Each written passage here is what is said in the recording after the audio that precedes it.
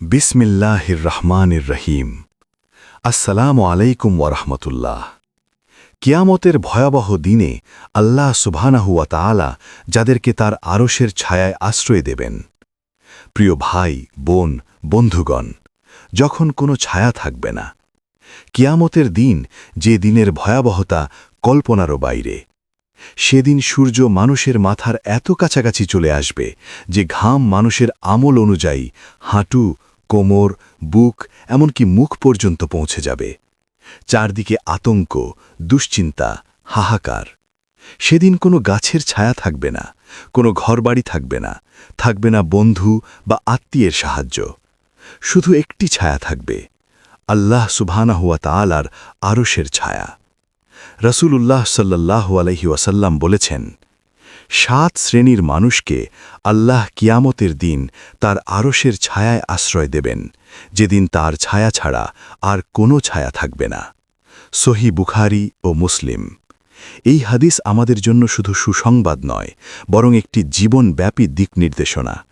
চলুন সেই 7 শ্রেণীর বান্দাদের সম্পর্কে বিস্তারিত জানি, যাদের জন্য আল্লাহ নিজেই নিরাপত্তার ব্যবস্থা রেখেছেন। 1. ন্যায়পরায়ণ শাসক, আল ইমামুল আদিল।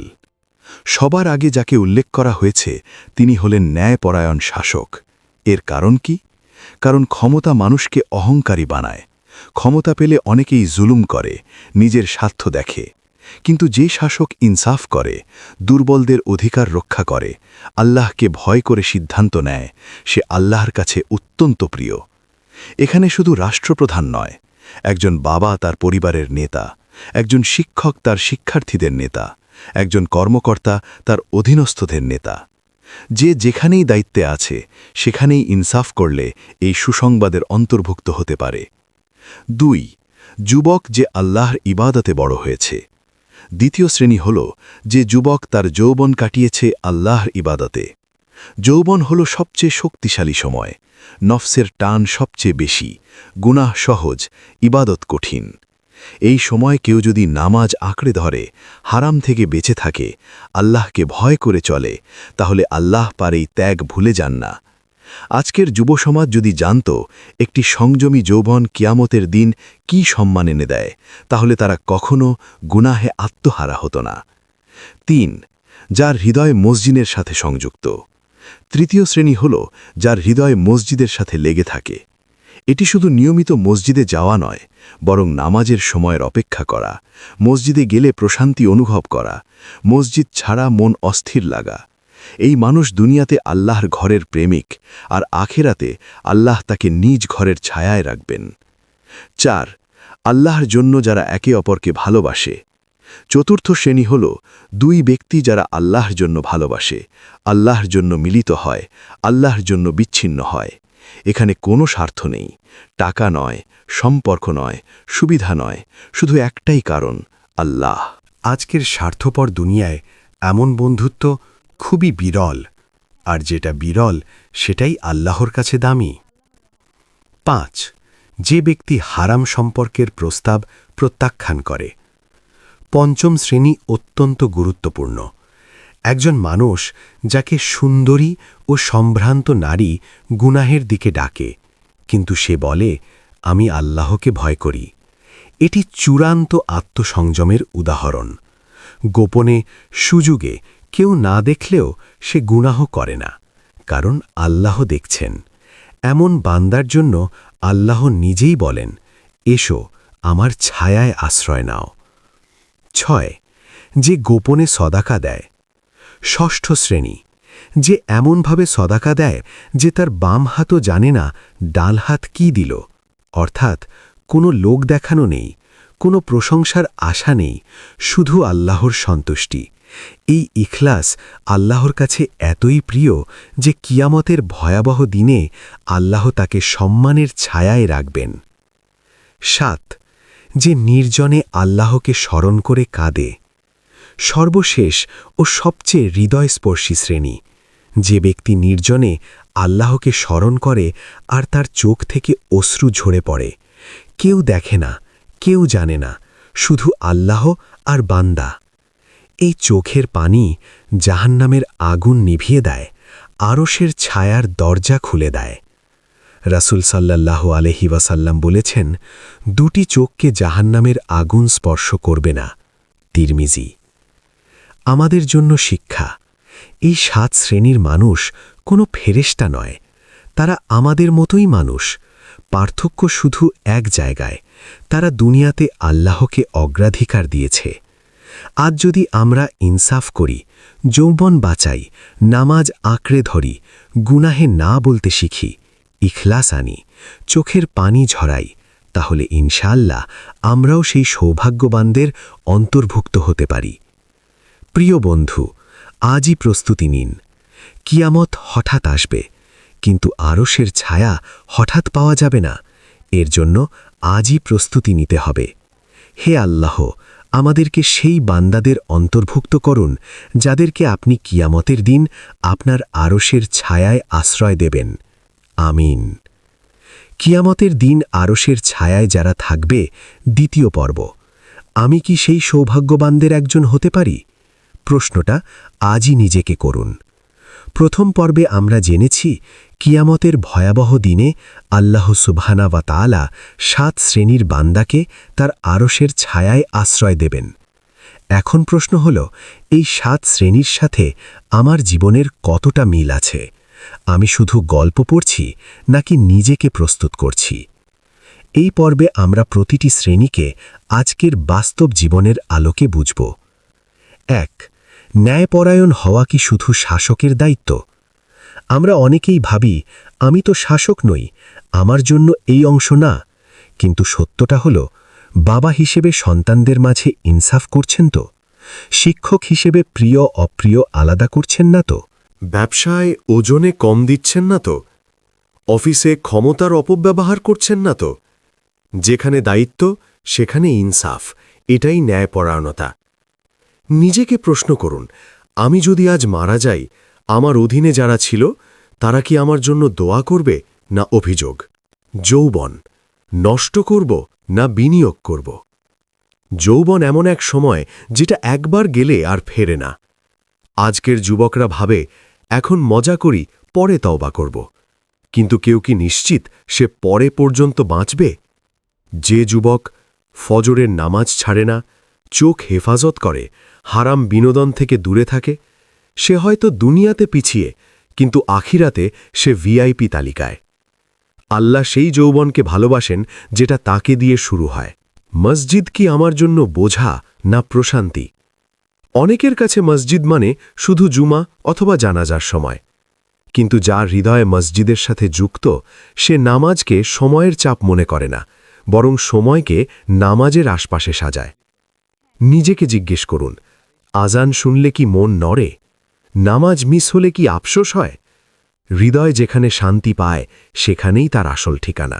বন্ধুত্ব আল্লাহর জন্য না স্বার্থের জন্য? আজকাল সম্পর্ক মানেই তুমি আমাকে কি দিলে, কিন্তু আল্লাহর জন্য ভালোবাসা মানে গুনাহে টানবে না, নামাজের কথা মনে করিয়ে দেবে, ভুলে পড়লে সতর্ক করবে। এই ধরনের বন্ধু পাওয়া কঠিন, আর সেই কঠিন কাজটাই আল্লাহ পুরস্কৃত করেন। আপনি কাকে বন্ধু বানাচ্ছেন, এটাই বলে দেয় আপনি কোথায় যাচ্ছেন। গোপনের পরীক্ষায় কে জিতে? পাপের সবচেয়ে বড় পরীক্ষা আসে যখন কেউ দেখছে না। মোবাইলের স্ক্রিন, বন্ধ দরজা, নির্জন সময়, এই জায়গাতেই বান্দা আর আল্লাহর সম্পর্ক পরীক্ষা হয়। যে ব্যক্তি বলে আমি আল্লাহকে ভয় করি, সে আসলে নিজের নফসকে হারায় আর আল্লাহর কাছে বিজয়ী হয়। মনে রাখবেন, গোপনের তাকওয়া ছাড়া প্রকাশের ইবাদত টিকে না। দান মানুষ দেখার জন্য না আল্লাহর জন্য? আজকাল দান মানেই ছবি, ভিডিও, পোস্ট। কিন্তু আল্লাহ যেটা পছন্দ করেন তা হল নীরব দান। যে দানের নাম নেই, পরিচয় নেই, প্রচার নেই, শুধু আল্লাহ জানেন, আর সেটাই যথেষ্ট। আল্লাহর কাছে বড় দান নয়, বড় হল ইখলাস, চোখের পানি, শেষ আশ্রয়। শেষে আসে সবচেয়ে শক্তিশালী আমল, নির্জনে কান্না। যে বান্দা নিজের গুনাহ মনে করে কাঁদে, আল্লাহর ভয় অনুভব করে কাঁদে, শূন্য ঘরে আল্লাহকে ডাকে, তার কান্না আল্লাহ ফিরিয়ে দেন না। এই চোখের পানি অহংকার ভেঙে দেয়, আল্লাহর নৈকট্য এনে দেয়।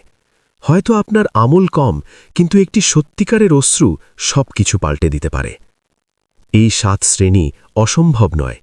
এরা কোনো নবী নন, ফেরেশতাও নন। এরা আমাদের মতোই মানুষ। শুধু পার্থক্য একটাই, তারা দুনিয়াতে আল্লাহকে প্রাধান্য দিয়েছে। আত্মপর্যালোচনার 5টি প্রশ্ন। 1. আমি কি দায়িত্বে ইনসাফ করি? 2. আমার যৌবন কোন পথে যাচ্ছে? 3. নামাজ আমার জীবনে কতটা গুরুত্বপূর্ণ? 4. আমার বন্ধুরা আমাকে আল্লাহর দিকে নেয় না দূরে ঠেলে? 5. শেষ কবে আমি একা আল্লাহর সামনে কেঁদেছি? সিদ্ধান্ত আজ, ছায়া সেদিন। আরশের ছায়া কিয়ামতের দিন, কিন্তু তার প্রস্তুতি আজ। আজ যদি আমরা 1 ধাপ নেই, ইনশাআল্লাহ আল্লাহ 10 ধাপে গিয়ে আসবেন। হে আল্লাহ, আমাদেরকে নিজের সাথে মিলিয়ে নিন, আর কিয়ামতের দিন আপনার আরশের ছায়ায় স্থান দিন। আমিন। কিয়ামতের দিন আরশের ছায়ায় যারা থাকবে। 3য় পর্ব। কিভাবে নিজেকে সেই সৌভাগ্যবানদের অন্তর্ভুক্ত করবেন? আশা আছে, পথও আছে। অনেকে ভাবে, এই মর্যাদা তো বড় আলেমদের জন্য, আমার মতো সাধারণ মানুষের জন্য না। কিন্তু সত্যটা হল, আল্লাহ সুবহানাহু ওয়া তাআলা চেষ্টা দেখেন, পরিপূর্ণতা নয়। আপনি যদি আজ থেকেই নিজেকে গড়তে শুরু করেন, তাহলে ইনশাআল্লাহ এই 7 শ্রেণীর কোনো একটির ভেতর নিজের জায়গা তৈরি করা সম্ভব। ধাপ 1, নিজের জায়গাটা চিহ্নিত করুন। একসাথে 7টা হওয়া কঠিন, তাই প্রশ্ন করুন, আমি কোনটার কাছাকাছি? কোনটা আমার জন্য বাস্তবসম্মত? হয়তো আপনি নিয়মিত মসজিদে যান, গোপনে দান করেন, অথবা সহজেই চোখ ভিজে যায়। একটা জায়গা ধরুন, সেখান থেকেই শুরু করুন। ধাপ 2, ইনসাফ দিয়ে জীবন গুছান। যদি আপনি পরিবারের কর্তা, অফিসে দায়িত্বশীল, ব্যবসায়ী, শিক্ষক, তাহলে প্রতিদিন নিজেকে জিজ্ঞেস করুন, আজ আমি কারো ওপর জুলুম করলাম কি? কৌশল। সিদ্ধান্ত নেওয়ার আগে বলুন, আল্লাহ দেখছেন। দুর্বল পক্ষের কথা আগে ভাবুন, ক্ষমা করার সুযোগ পেলে ক্ষমা করুন। ইনসাফ আল্লাহকে এতটাই খুশি করে, তিনি আপনাকে নিজ ছায়ায় রাখেন। ধাপ 3, যৌবন ও নফসকে নিয়ন্ত্রণে আনুন। যৌবন মানেই যুদ্ধ, নফস বনাম তাকওয়া। ব্যবহারিক কৌশল। ফজরের নামাজ দিয়ে দিন শুরু করুন। মোবাইলে হারাম কন্টেন্ট ব্লক করুন। একা থাকলে আল্লাহর নাম উচ্চারণ করুন। রোজা রাখার অভ্যেস করুন। মনে রাখবেন, আপনি যদি নফসকে হারান, আল্লাহ আপনাকে জিতিয়ে দেবেন। ধাপ 4, মসজিদকে জীবনের অংশ বানান। মসজিদ মানেই শুধু নামাজ নয়, এটা আত্মার চার্জিং স্টেশন। করণীয়, দিনে অন্তত 1 ওয়াক্ত মসজিদে পড়ার টার্গেট নিন। নামাজের 5 মিনিট আগে পৌঁছান। দোয়া করে বের হন, তাড়াহুড়ো নয়। ধীরে ধীরে দেখবেন, মসজিদ ছাড়া দিন অসম্পূর্ণ লাগে। ধাপ 5, আল্লাহর জন্য সম্পর্ক গড়ুন। নিজেকে প্রশ্ন করুন, আমি এই মানুষটা আমাকে আল্লাহর কাছে নেয় না দূরে সরায়? করণীয়, একজন তাকওয়াবান বন্ধুর সাথে সম্পর্ক গড়ুন। গুনাহে ডাকলে নীরবে দূরে থাকুন। ভালো কাজে উৎসাহ দিন, উপদেশে অহংকার নয়। আল্লাহর জন্য সম্পর্ক আখিরাতের বিনিয়োগ। ধাপ 6, গোপনের তাকওয়া তৈরি করুন। আসল পরীক্ষা হয় যখন কেউ দেখছে না। চর্চা। মোবাইল হাতে নিলে বলুন, আল্লাহ দেখছেন। দরজা বন্ধ থাকলেও অন্তর খোলা রাখুন। গুনাহের সুযোগ এলে পরিবেশ বদলান। যে গোপনে বাঁচে, সে প্রকাশে টিকে যায়।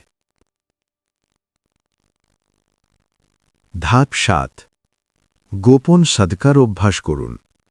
ছোট হোক, কিন্তু গোপন হোক। আইডিয়া, মসজিদের দানবাক্সে কেউ না দেখলে দিন। কাউকে চা নাস্তার টাকা দিন। অনলাইনে নাম ছাড়া দান করুন। এই দান আপনার জন্য কিয়ামতে ছায়া হয়ে দাঁড়াবে। ধাপ 8, নির্জনে কান্নার সময় বানান। প্রতিদিন না পারলেও সপ্তাহে 1 দিন। কি করবেন?